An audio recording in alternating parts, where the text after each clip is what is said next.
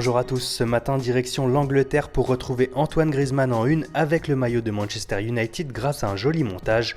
Les tabloïds s'enflamment toujours plus sur le possible transfert du français chez les Red Devils, mais on retiendra aussi et surtout que Manchester City serait prêt à tout pour recruter Pierre-Emerick Aubameyang cet été si Sergio Agüero venait à quitter le club.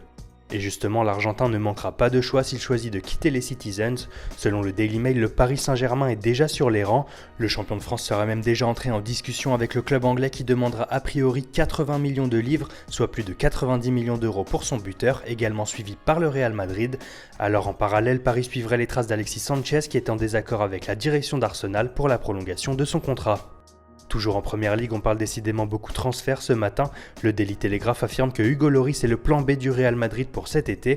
Le club merengue rêve de recruter Thibaut Courtois, mais face à la difficulté de cette piste, il aurait coché le nom du français et celui de David De Gea qui avait failli signer à l'été 2015. Le Real Madrid qui va également s'agiter dans le sens des départs dans les prochains mois, à ce confirme une rumeur venue d'Angleterre ces dernières heures affirmant que Manchester United souhaite arracher le talentueux Marco Asensio de la Casablanca et pour y parvenir les Red Devils pourraient offrir 45 millions d'euros.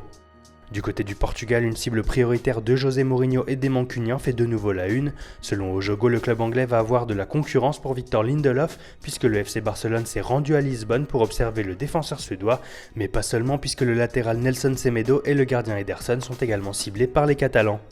Et on termine en Italie avec le futur du Milan AC en une du Corriere dello Sport.